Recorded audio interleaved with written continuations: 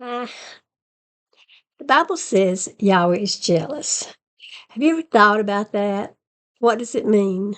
What does he need to be jealous about? Why would he, supposedly a perfect God, even exhibit this sort of characteristic? Is he really jealous? If so, why? And if not, why does the Bible say he is? As we know, Yahweh is not the only God there is. There are plenty of other gods.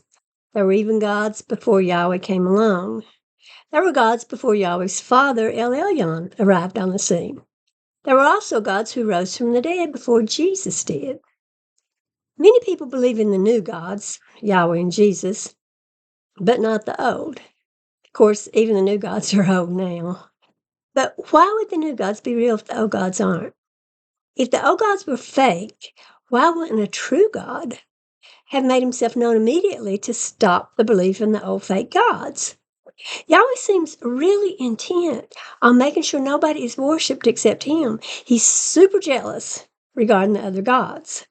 Would he really have waited as long as he did to present himself? If indeed the other gods aren't real, but he is? Especially when he's indeed super jealous. I mean, he says his very name is jealous. We tend to confuse jealousy with envy, so let's not do that here. I don't know that Yahweh's envious. Envy is wanting what somebody else has or wanting to be what somebody else is. So I don't think Yahweh's plagued with that particular sin. I mean, he thinks he's the cat's meow. He thinks he's the top of the line. He's the bestest of the best and the God of all gods. Nobody can God better than Yahweh can God. He's the God every other God longs to be, at least in his own little head. So he isn't envious of the other gods. Let's define the word jealous before we go further. To be jealous is to feel threatened regarding something you already have or you already are. It's a fear that you might lose what you have or lose who you are. We feel envy toward another being because of their success or beauty or wealth or fame or something that we ourselves don't have. But Yahweh thinks he has everything. The whole world is his.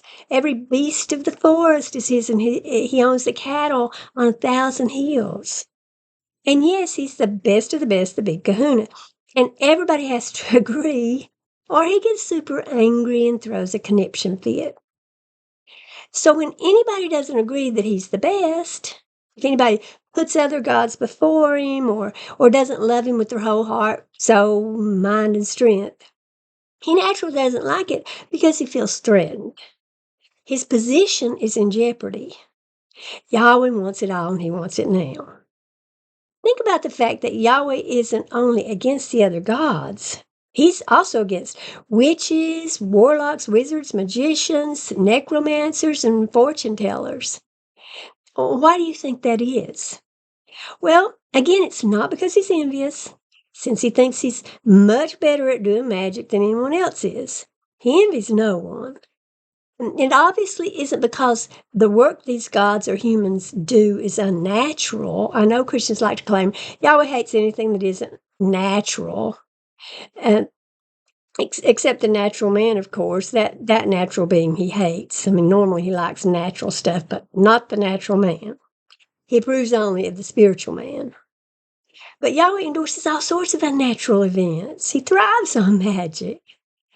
It also isn't that witches and the others who practice magic get their power from the devil. So what if they did or do? Yahweh allows the devil to act, even allowing him to kill people.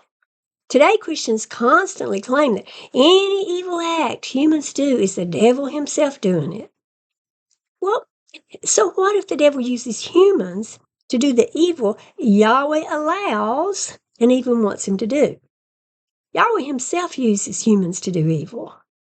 And no, it isn't because witches and the others do evil or lie.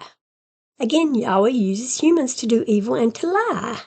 He puts lying spirits in prophets and has his people murder even babies. We know it's not about goodness or evil. It's not about morality, in other words. Christians like to think everything to do with their God is about morality. It's so obviously not. Remember, jealousy is about feeling threatened. It's about the fear of losing a person or thing or falling from our high position of authority or whatever it is we feel we have or we are that we don't want to lose. So Yahweh doesn't want others to use magic unless he tells them to, unless it's in his plan and he can take credit for it and look good or powerful. Let me repeat in different words what I said previously. It has never, ever been about morality, y'all. It's never been about doing good and abstaining from evil. Never. It's always been about obedience to an egomaniac. It's always been about shoring Yahweh up, about making him look good and not making him look bad.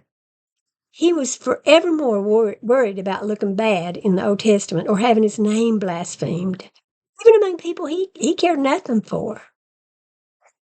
In fact, Moses once convinced Yahweh not to destroy the Hebrews because if he did, he'd look bad in front of the Egyptians. Yahweh has the biggest ego that ever existed, and he can't handle being embarrassed or shamed or made to look weak or incapable. When we know he'll commit any evil offense he can come up with to flex his muscles and frighten other gods and even pitiful little humans who are supposedly so far below him. It's like you and me trying to impress a slug with our power and might. The truth could be, of course, that it's not about impressing us. It's probably about impressing the other gods. He just wants to hang on to us over whom he's jealous. The more humans he has worshiping him, the more powerful he is, because his name will be spread far and wide, and the other gods will be afraid of him. After all, remember what Christians say, the only hands and feet Yahweh has are ours. If he can hold on to us, he can get things done, and the other gods won't try to usurp his authority and his power. Of course, Yahweh doesn't exist. None of the gods we read about exist. So this is all ridiculous, right? Right. So who is actually jealous? Well, I'll tell you who. It's followers of this fake God who want him to maintain his power. Why? Because if he is powerful, they are powerful. They can rule over the rest of us if they have enough numbers. Yahweh's not jealous, he can't be, but it's important that he appear to be jealous, even if, and especially if, he doesn't exist. But yes, Yahweh's creators and his followers are jealous. They want to hold on to what they've got. They've got a good thing going, y'all. So, of course, they claim their God is jealous. They don't want us worshiping another God because, again, they lose power if we do that. They don't even want us to do good unless we do it in the name of Yahweh or his boy Jesus. Everything has to be done to their glory. And their followers tell us what they want, because it's what they themselves want. And it's mostly money. And, they prefer we not do icky stuff that they don't like. Now, I'm not talking about the everyday Christian here. I'm talking about those higher up in the institution. If they lose people, they lose money. If they lose people, they lose power. If they lose enough people, they lose everything. Remember how in the Old Testament, if even your own sibling suggests you follow one of the gods Yahweh hates instead of him, you have to murder your sibling. And that's how important it is to these powerful men to keep people in the cult. The New Testament tones it down a bit, of course. By the time it was written, I doubt you could just, go out and stone your brother and get away with it just because he suggests a different religion to you.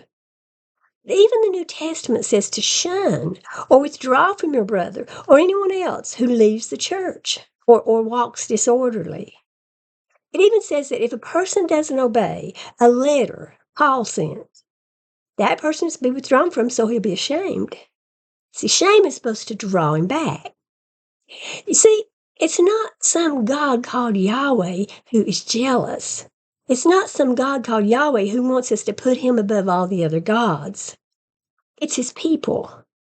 They don't want us giving our efforts and money to other gods or other religions.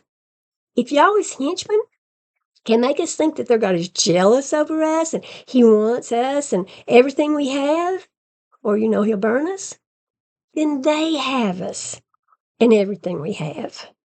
It's fraudulent. It's a scam. They're trying to fleece us and control our every thought and action for their own benefit. Don't fall for it. Thank you all. Bye.